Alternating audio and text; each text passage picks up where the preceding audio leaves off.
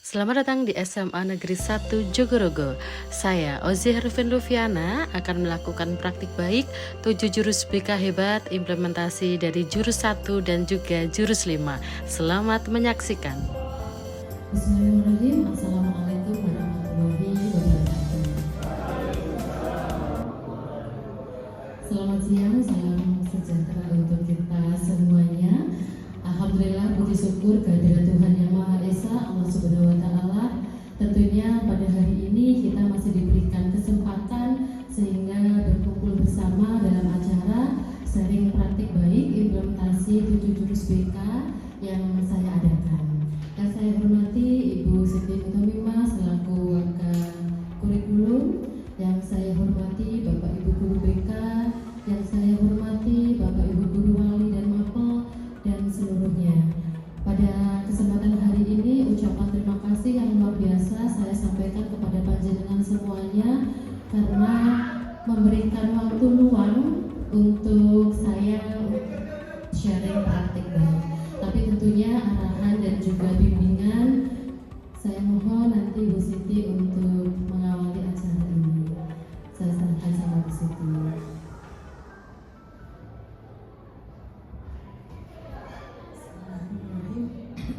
Assalamualaikum warahmatullahi wabarakatuh. Alhamdulillah, alhamdulillahirabbil alamin, wassalatu wassalamu ala asyrofil anbiya'i wal mursalin wa ala alihi wa sahbihi ajmain. Rabbi shrah li sadri wa yassir li amri wahlul 'uqdatam min lisani yafqahu qawli. Amma ba'du. Yang saya hormati Bapak Ibu guru serta adik-adik semuanya, pada kesempatan ini marilah kita panjatkan rasa syukur kita kehadirat Allah Subhanahu wa Ta'ala bahwasanya kita masih diberikan kesehatan, kita masih diberikan kesempatan dan kemauan untuk mencari ilmu dari apa yang akan nanti disampaikan oleh Ibu Ozi tentang 7 jurus BK. Kesempatan yang luar biasa pada hari ini, kita akan memanfaatkan sebaik-baiknya agar nantinya 7 jurus BK ini benar-benar diimplementasikan di sekolah kita untuk kebaikan kedepannya, terutama layanan dari BK untuk semuanya. Jadi kami berharap dari kegiatan ini kita semuanya akan mendapatkan ilmu apa sih 7 jurus BK itu dan bagaimana pengimplementasiannya di kehidupan sehari-hari untuk peningkatan kualitas pendidikan di SMA 1 Jogorogo. Itu harapan yang kita inginkan dari kegiatan hari ini. Kami sangat berharap nanti Mbak Ozi menyampaikan sejelas-jelasnya kepada kita semuanya sehingga kita dapat ilmu yang akan bermanfaat untuk diri kita sendiri, untuk anak-anak kita, dan untuk pendidikan di sekolah kita. Mungkin itu yang bisa saya sampaikan pada kesempatan hari ini. Kalau ada kekurangannya mohon maaf. Billahi taufiq wal hidayah. Wassalamualaikum warahmatullahi wabarakatuh.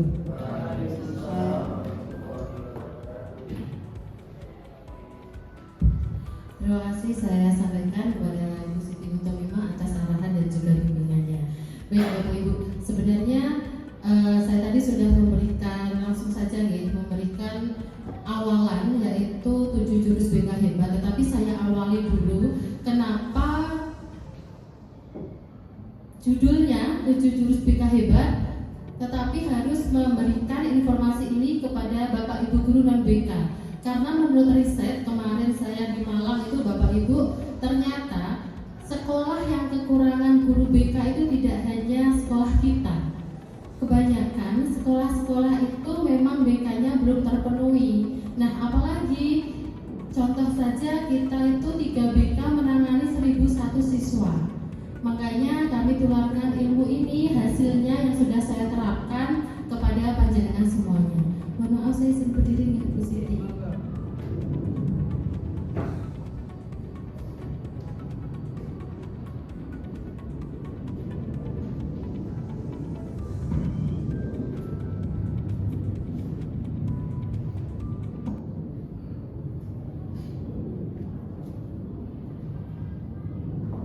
Nah, Bapak Ibu, di sini sebenarnya ada 7 jurus BK itu.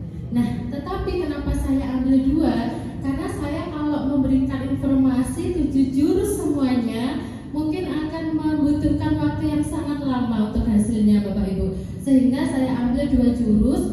Kalau untuk 7 jurus BK itu ada kenali potensi, kelola emosi, tumbuhkan resiliensi, jaga konsistensi, jalin koneksi, bangun kolaborasi, dan menata situasi. Tetapi yang akan saya sampaikan di sini yaitu 2 jurus, jurus 1 dan jurus kelima, yaitu kenali potensi dan juga jalin komunikasi. Jurus 1 itu mengenali potensi anak-anak.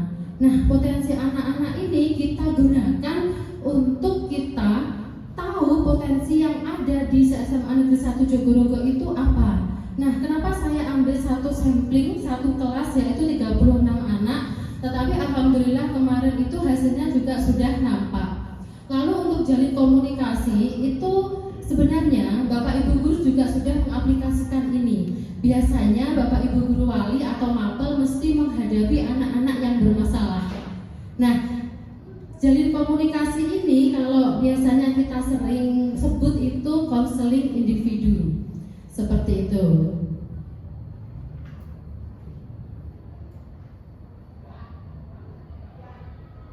Nah, lalu tujuan pembelajarannya jelas yang pertama itu memahami pentingnya atau mengenali potensi siswa sehingga kita bisa menjalin komunikasi efektif dengan siswa. Dari situ kita pun juga bisa meningkatkan layanan BK. Jadi kita tahu yang dibutuhkan anak-anak itu apa sih? Gitu loh. Kalau kita sudah tahu potensi anak dan yang anak inginkan kita tahu, saya rasa pemetaan ini sangat cepat Bapak Ibu. Karena apa?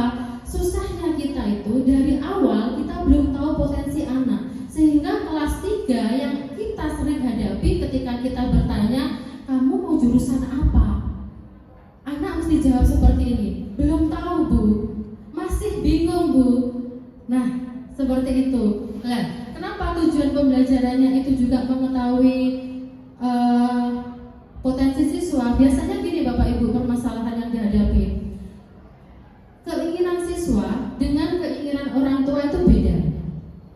Terkadang orang tua memaksakan apa yang diinginkan, tetapi potensi anak tidak ada. Sehingga ketika kita mengenali potensi, itu efek positifnya itu di situ.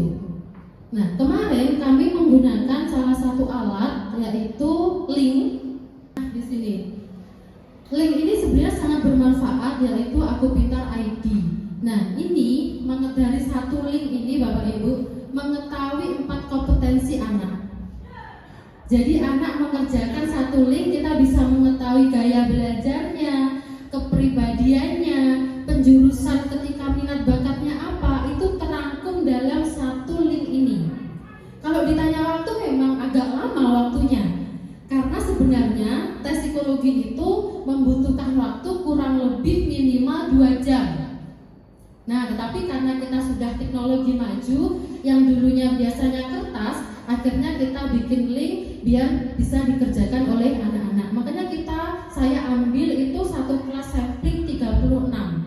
Hasilnya seperti ini untuk keseluruhan. Untuk penjelasannya sudah saya rangkum di sini. Nah, ternyata ini satu kelas itu bisa menilai gaya belajar, tes kepribadian, tes kemampuan dan juga tes penjurusan. Dari satu kelas sampling saya 36 anak itu, gaya belajar yang dominan yaitu visual.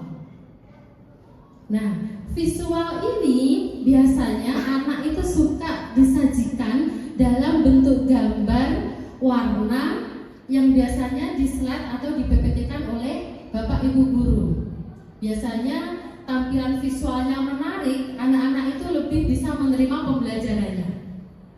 Nah, kalau auditori sama kinestetik kurang dominan, tapi nomor 2 memang kinestetik. Biasanya pernah nggak Bapak Ibu menemui kalau anak itu diterangkan banyak pola, dia suka praktek dan dia ngobrol sendiri. biasanya anak nggak mau diem. Nah, ini salah satu ciri belajar, yaitu tes gaya belajar kinestetik. Kalau auditori itu biasanya kita mendengar, biasanya panjenengan punya siswa yang paham ketika menggunakan musik, kayak gitu. Lalu untuk tes kepribadian itu dominan di influence itu 20 siswa, yang mana sebenarnya tipe ini menggambarkan seseorang yang ramah, optimis, dan komunikatif. Kebetulan kemarin saya ambil sampling satu kelas itu jurusan IPA. Nah, hasilnya ternyata dominan di sini. Influence ini mampu menciptakan suasana positif dan lingkungan. Cuma influence ini biasanya tingkat tingkat bersaingnya biasanya lebih besar kalau anak-anak seperti ini dominan di influence ini.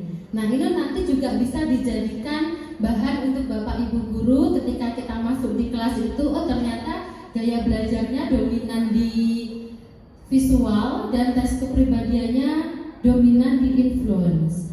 Lalu untuk tes kemampuan, nah ini tes kemampuan ini yang dominan yaitu intrapersonal. Intrapersonal ini kalau saya kemarin merangkum itu sebenarnya anak-anak cenderung tinggi, yang mana sebenarnya anak-anak itu daya saingnya baik dan kesadaran untuk pembelajarannya itu bagus. Jadi ketika 36 anak itu bersaing, tidak ada mungkin ada 1-2 anak yang kurang, tetapi kemarin dominan tinggi sehingga mampu mengarahkan dirinya itu secara positif, seperti itu. Lalu ini yang terakhir yaitu dari jurus 1 itu tes penjurusan itu cenderung anak-anak di sosial. Nah, sudah saya kasih penjelasan artinya, yaitu tentunya anak-anak komunikatifnya itu bagus, bisa mengajar, membimbing, dan berempati. Nah, positifnya apa? Kita bisa memberikan yang namanya tutor sebaya untuk anak-anak yang sekiranya kurang mampu dalam pengetahuan, sehingga ketika anak-anak dengan kepribadian sosialnya itu tinggi, dia punya empati yang bagus kepada teman sebayanya gitu. Tetapi dengan catatan biasanya anak ini tidak akan memberikan jawaban semuanya. Contoh nyontek 100% untuk anak-anak seperti ini biasanya tidak, tetapi dia lebih berempati bagaimana memberikan bimbingan kepada temannya yang biasanya kita sering sebut yaitu tutor sebaya, seperti itu. Nah, ini hasil dari implementasi jurus 1 Bapak Ibu yang sudah saya berikan kepada satu kelas. Nah, mungkin tes yang saya berikan atau link nanti juga bisa diberikan kepada kelas yang lain yang Bapak Ibu guru ampu atau wali kelas juga bisa. Jadi buat pemetaan ternyata dalam satu kelas itu beragam kemampuan dan beragam gaya belajar serta kepribadian yang sendiri-sendiri. Nah, gunanya apa? Kita tahu kepribadian anak ini. Ada yang namanya nanti guru wali. Nah, guru wali ini membawai beberapa siswa dan dia itu nanti akan diampu oleh satu guru itu tahu mulai dari rumahnya, mulai dari orang tuanya, kasusnya apa, problemnya apa. Nah, gunanya itu seperti ini. Oh, ternyata anak yang saya didik itu punya kemampuan gaya belajar ini, tes kepribadiannya seperti ini, sama penjurusannya seperti itu. Karena apa? Masalah yang sering kita hadapi, terkadang kita sering memaksakan anak, tapi ternyata anak itu tidak mampu. Seperti itu. Lalu kita lanjut kepada jurus yang kelima. Untuk jalin komunikasi itu, kemarin saya tidak nyari klien, tetapi klien yang datang sendiri ke saya, anaknya kelas 12 IPS, tidak ada nama samaran, mungkin Bapak Ibu juga ngajar, yaitu namanya Humaira. Nah, hasilnya sudah terekam di sini. Ini anak IPS, umurnya 17 tahun, rumahnya di Ngerambi.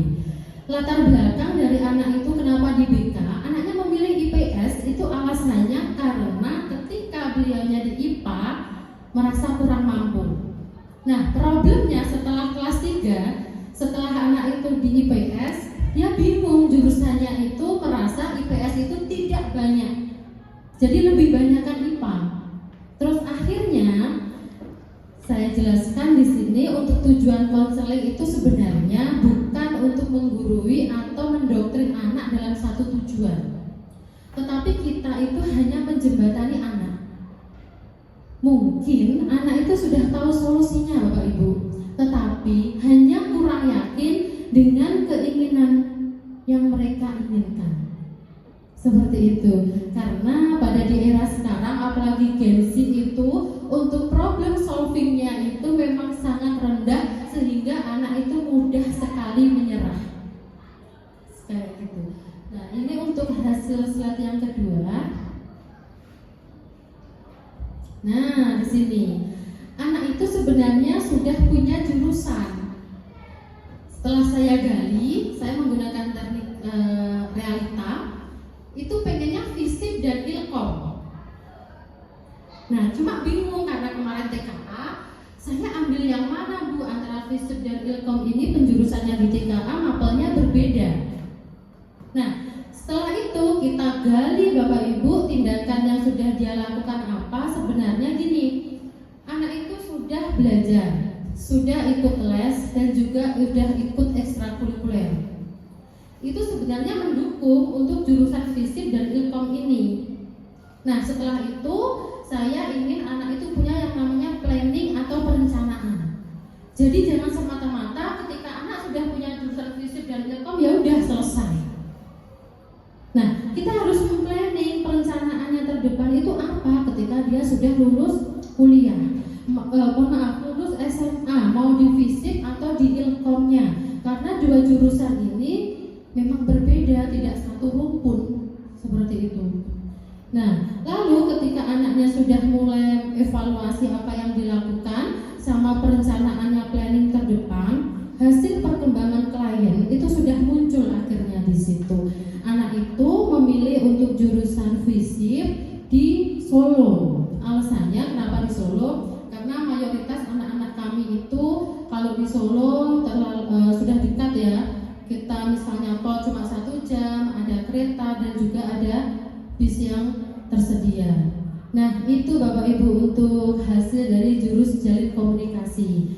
Itu saya ambil dari satu sampling dengan kasus yang seperti itu sampai di akhir anaknya sudah memiliki kemantapan. Jadi sebenarnya saya sendiri bukan untuk mengarahkan ketika anak punya problem itu, hanya menguatkan bagaimana anak itu tahu dan paham keinginannya apa, planningnya apa, lalu hasil final dari keinginan itu sudah selaras. Akhirnya kemantapan sudah ada, cuma memang ada janjian konsultasi untuk berikutnya. Tetapi ini untuk hasil dari jalin komunikasi yang biasanya kita sering sebut yaitu konseling individu kayak gitu.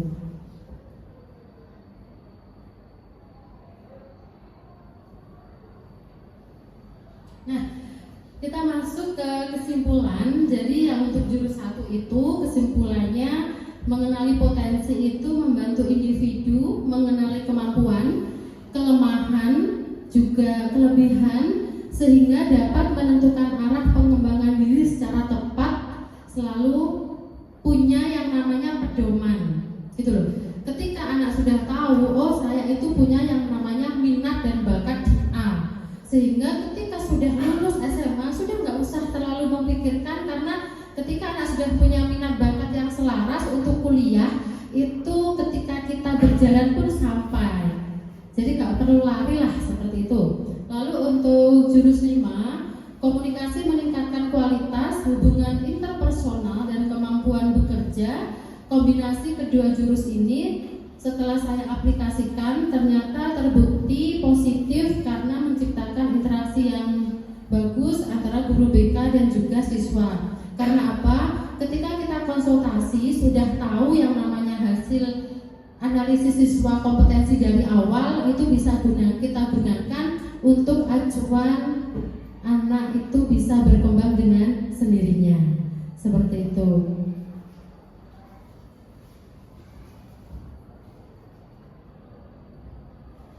Nah, Bapak Ibu, itulah hasil dari implementasi 7 jurus BK Hebat untuk jurus 1 dan juga jurus 5. Mungkin hasil yang saya sampaikan masih ada kurang lebihnya. Tentunya saya menyampaikan permohonan maaf kepada Bapak Ibu guru yang saya hormati juga. Mungkin saya ketika ada yang kurang jelas dari penjelasan saya tawarkan ketika ada yang bertanya monggo dipersilakan.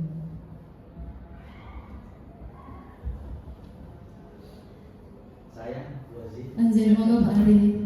Assalamualaikum warahmatullahi wabarakatuh.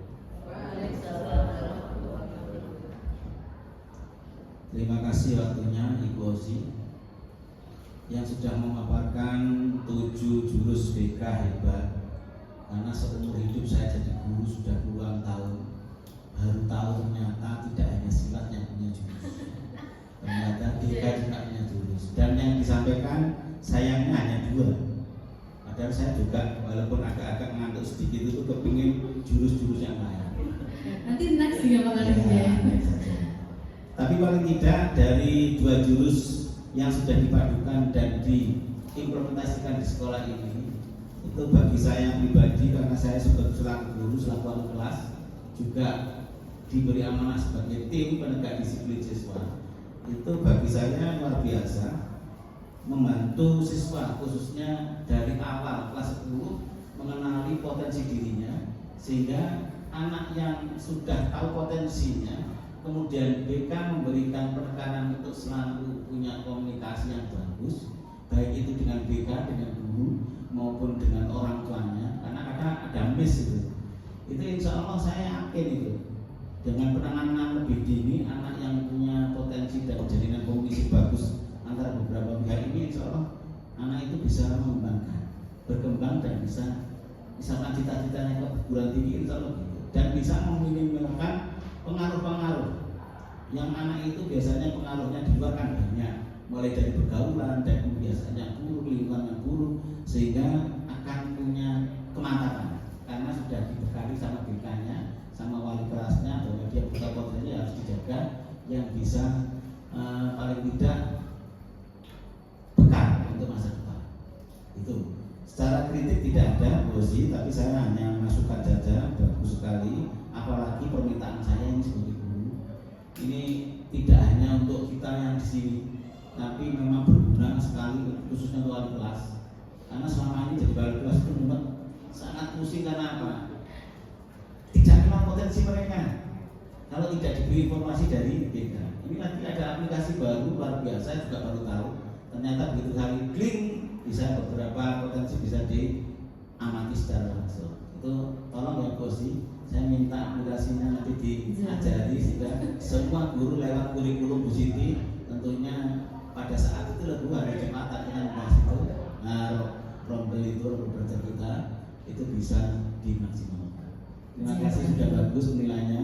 Kalau saya bisa menjuri, insya Allah sudah saya kasih ini 9 di. Terima kasih. Salam Pak Ari.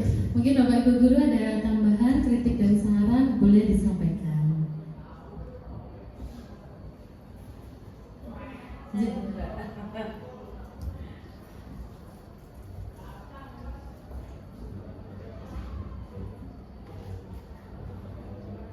Terima kasih. Assalamualaikum warahmatullahi wabarakatuh. Waalaikumsalam warahmatullahi Yang kami wabarakatuh. hormati Bu Siti, Bapak Ibu guru yang ada di sini serta adik-adik dari IAI. Saya berangkat dari guru BK yang lama kuno ya, 2 tahun lagi pensiun ya. Berangkat dari perkembangan teknologi, Bu Ozi sudah berkembang pesat. Kami yang BK kuno itu menyampaikan di BK itu awalnya untuk wawasan saja ya, mungkin ada adik-adik yang nyambi jadi guru juga, termasuk Bapak Ibu guru mapel, bahwa BK itu punya tugas yaitu bimbingan pribadi ya, pribadi lahir batin ya, untuk mencapai perkembangan diri. Ada 9 tugas perkembangan, mencapai kematangan dalam intan, sehat jasmani rohani, menguasai iptek untuk persiapan karir, menguasai norma etika, persiapan terjun berkeluarga, bermasyarakat dan sebagainya itu. Kemudian prinsip-prinsip BK itu juga kerahasiaan, individual dan sebagainya itu. Kemudian fungsi-fungsi BK itu menyampaikan informasi ketika awal MPLS itu tentang pengenalan tata tertib sekolah, wawasan Nyata Mandala itu juga bersama Bapak Ibu guru yang lain. Kemudian fungsinya juga mensupport cita-cita anak, ya, supporting cita-cita anak mencapai masa depan. Kemudian layanan orientasi tentang perkembangan sekolah, perkembangan kurikulum secara umum yang detail di Wakasek kurikulum. Kemudian juga terapi-terapi kalau ada anak-anak yang mungkin bermasalah tentang pribadi ekonomi dari latar belakang, kita mempelajari penanganannya ke bagaimana, pelayanan fungsi konten. Kemudian penyembuhan bagi ada yang bermasalah, kalau kita bisa menangani fisik psikis kita, kalau tidak di referral, kalau sakit fisik ke puskesmas, kalau mungkin jiwa bisa ke psikologi atau psikiater. Tindak lanjutnya juga dengan Bapak Ibu guru, dengan orang tua, dengan masyarakat dan sebagainya. Jadi BK itu kompleks sekali, kurikulum, psikologi, karir dan sebagainya. Mungkin itu yang perlu kita ketahui bersama. Kemudian tentang 7 jurus tadi baru 2 jurus, yang lain-lain kita belum tahu. Monggo dilanjut di waktu yang lain. Mungkin itu dari saya. Terima kasih, semoga bermanfaat. Tugas kita memang banyak beririsan dengan tujuan pembelajaran secara umum, visi dan misi sekolah. Terima kasih. Wassalamualaikum warahmatullahi wabarakatuh. Waalaikumsalam warahmatullahi wabarakatuh. Mungkin Bapak Ibu ada pertanyaan lagi?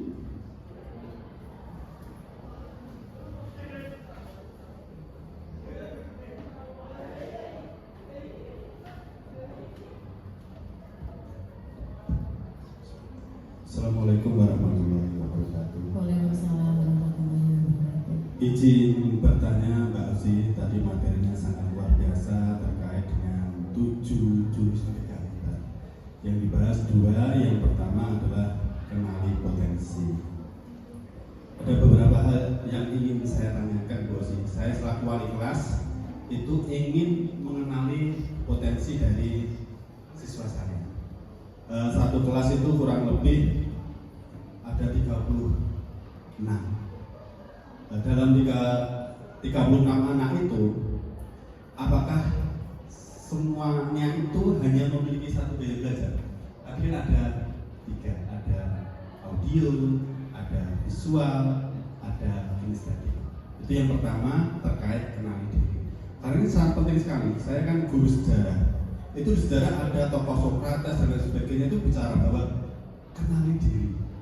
Jadi mengenali dirinya. Kalau ustadz-ustadz yang ahli agama mesti mengenal. Siapa yang mengenali dirinya akan mengenal Tuhannya. Kata ustadz.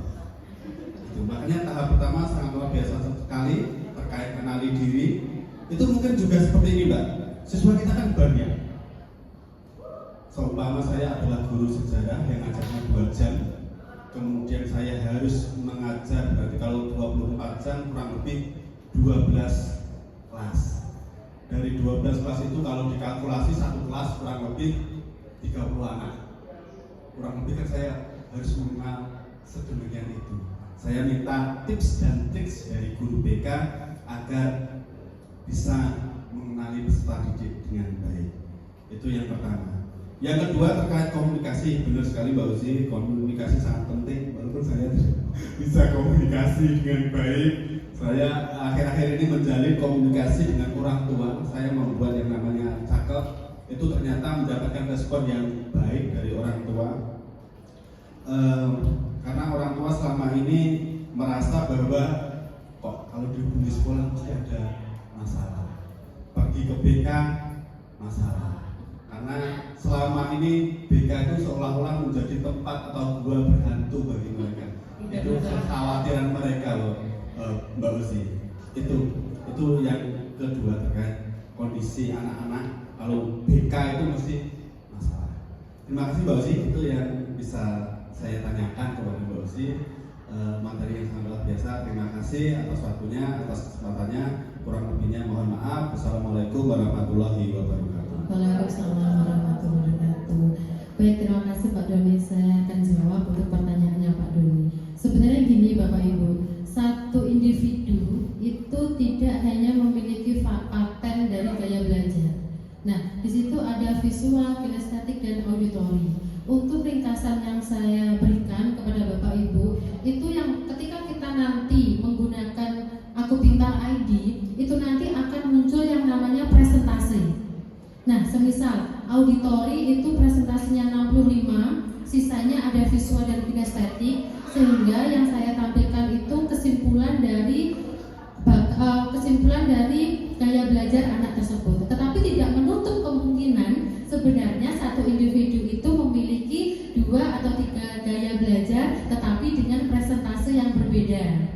Nah, maka dari itu untuk akun atau link yang saya berikan itu sebenarnya fungsinya di situ.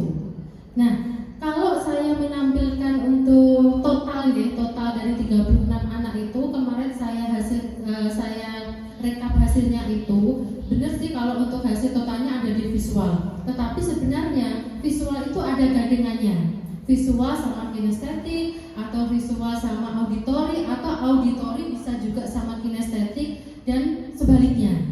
Kayak gitu. Nah, ini nanti mungkin bisa diberikan Pak Doni ke wali anaknya atau ke anaknya sendiri guna untuk kita buat pemetaan ketika melakukan pembelajaran. Jadi gaya belajar itu tidak hanya paten satu Pak Doni, tetapi yang saya sampaikan tadi hanya ringkasan presentasi terbesar dari satu individual gaya belajar anak.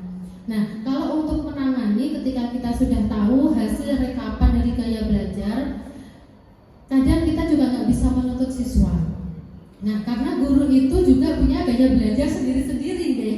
Contoh, ada yang suka dengan PPT-nya, ada yang suka dengan prakteknya, ada yang suka dengan pidatonya, kayak gitu. Nah, kalau sudah kita tahu gaya belajar anak, yang kita lakukan ketika anak itu tipe gaya belajarnya kinestetik, kita menjelaskan, mungkin anak juga nggak betah. Nah, dengan Bapak Ibu guru yang suka dengan pidato, apalagi gaya belajar anak kinestetik, kadang lompat ke bangku sebelahnya, kadang lompat ke bangku sampingnya, kadang ada yang beralasan mau ke kamar mandi, kadang ada alasan mau minjem buku dan lain sebagainya. Nah, yang mau nggak mau sebagai guru ya, oh ternyata gaya anak ini kinestetik, sehingga saya tidak bisa memaksakan ketika saya menyampaikan materi dengan pidato. Mungkin Bapak Ibu guru yang suka praktek seperti itu, ada juga anak yang tidak mudeng kalau dipraktekkan, ternyata gaya belajarnya auditori. Nah, kita pun juga nggak bisa memaksakan anak, karena saya yakin Bapak Ibu guru punya yang namanya trik dan juga cara sendiri ketika mengajar. Mudah saja kita yang penting sudah tahu gaya belajar anak itu seperti apa, kita tetap pada cara kita mengajar seperti biasanya. Cuma kalau kita sudah tahu gaya belajarnya, kita bisa memahami anak tersebut. Lalu pertanyaan yang kedua, betul Pak Doni, BK itu kalau julukan di Malang itu polisi sekolah. Nah, tapi alhamdulillah Bapak Ibu, sedikit cerita, ada satu sekolah itu yang melibatkan BK gabung dengan tim disiplin sekolah. Nah, sebenarnya ini nggak boleh, karena sebenarnya BK itu bukan polisi sekolah atau tim penegak disiplin sekolah, tetapi sebenarnya BK itu tugasnya memberikan kenyamanan, keamanan kepada anak. Tapi realita di sekolah itu, ketika anak sudah masuk ruang BK, yang terjadi apa yang ditanyakan pertama? Bu, saya dipanggil masalahnya apa? Bu, saya salah apa? Saya melanggar apa? Nah, tapi merubah mindset itu memang tidaklah mudah Bapak Ibu. Jadi ketika perkembangan anak itu dilaporkan dari aplikasi yang sudah diberikan Pak Dodi, cakep itu, kita bisa tahu perkembangan anak itu A, B, C, D itu apa saja, itu sangat luar biasa. Nah, sebenarnya yang saya inginkan, kami pribadi ya selaku BK, anak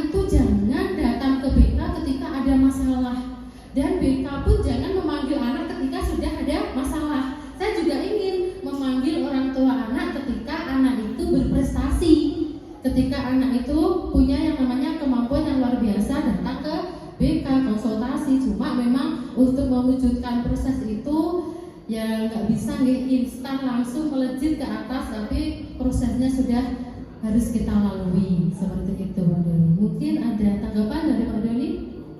Ya, terima kasih. Mungkin ada lagi dari Bapak Ibu? Aja.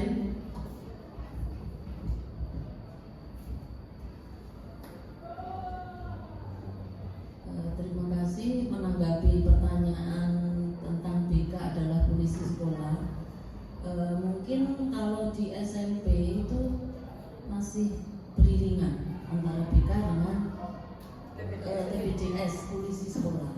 Tapi kalau SMA itu BK tidak hanya menangani tentang kedisiplinan. Alhamdulillah di Jogorogo ini dulu kepala sekolahnya dari guru BK Pak Samsuri, diawali dari Pak Samsuri itu sudah ada pembina dari Bapak Ibu dulu. Itu BK itu berdiri sendiri, kemudian dibantu oleh tim disiplin sekolah. Sepertinya hanya SMA Jogorogo yang ada tim disiplin sekolah. Jadi tim disiplin sekolah itu sebenarnya membantu BK untuk menangani anak-anak yang bermasalah, yaitu memberi konsekuensi dan sebagainya. Sebenarnya BK itu tidak boleh menghukum. BK itu kalau di SMA menganggap siswa atau klien atau konseli itu seperti teman. Kalau misalnya tim disiplin sekolah itu menghukum, beri konsekuensi, itu hanya sebagai saksi aja. Lo itu lo jangan sampai melanggar, itu aja. Tapi yang menghukum, yang memberi konsekuensi itu tim disiplin sekolah. Mungkin itu ya. Nanti mungkin bisa diterapkan di tempat kerja teman-teman bagi adik-adik. Alhamdulillah di Jogorogo sudah berjalan itu. Tapi mungkin di sekolah lain masih menganggap polisi sekolah. Sebenarnya enggak. Silakan ke BK untuk berkonsultasi atau menyampaikan sesuatu untuk perkembangan dirinya.